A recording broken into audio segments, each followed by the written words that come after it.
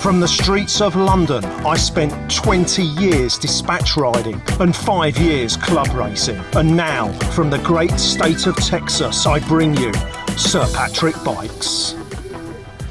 So there is the shadow of the bike that I'm just about to take out for a ride. See if you can guess what it is. I bet you can't. I never would be able to, but it is the Kawasaki Z400.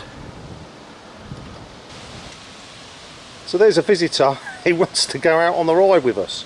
So if you're like insects, you like the natural world, David Attenborough and all that malarkey. See if you can guess what that thing is, because I've got no idea. But yeah, I don't think it's lethal or anything. But anyway, so the Kawasaki Z400 or the EX400.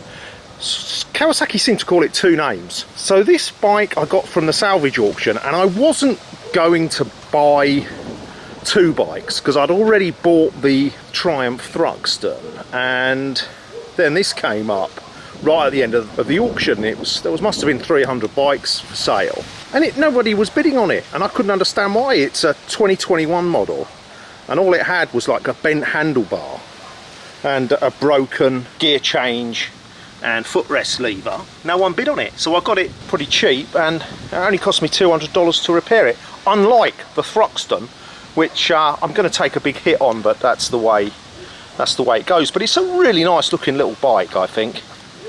Really nice matte black, and it seems to have a kind of bit of a flake in the paint.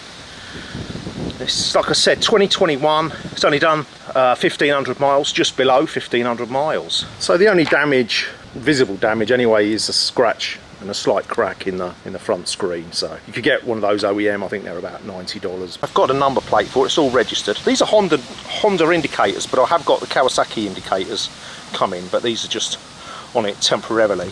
Okay, so let's take it out, take it for a spin. Really sweet little bike, man. Kind of liking this. Foot brake feels good. Kawasaki have been making 400 parallel twins for donkey's years. Here's one from the 70s, and here's one from the 90s. So just about to come up to a couple of bends, which are not easy to find here in Texas and South Texas. Just drops in nicely, man. It feels like it really wants to crank over. Remember when I was last on the racetrack and on my SV650, and there was a couple of people on Ninja 300s, and so it's basically the same as this bike. Man, and those things, Jay, just flick through the corners really well. Hey, this is a really sweet handling, nice little bike.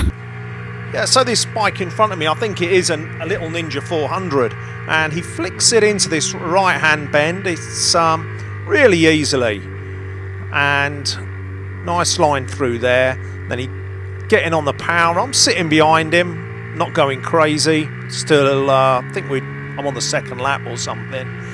And if you watch him here, he goes over to the right hand side of the track.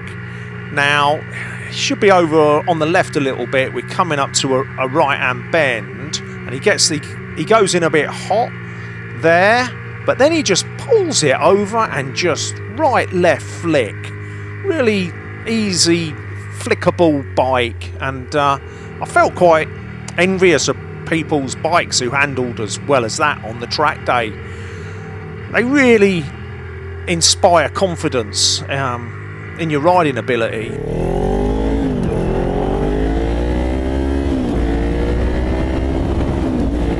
46 horses unleashed. Be a brilliant little commuter bike, that's for sure. I really like the street urban style of the bike. It's the kind of thing a supermodel would climb aboard after Paris Fashion Week.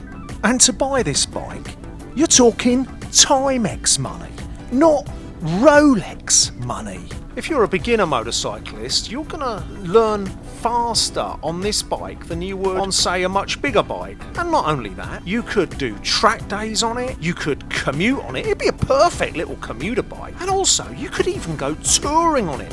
Just sling a pair of panniers over the back and away you go. Thanks for watching.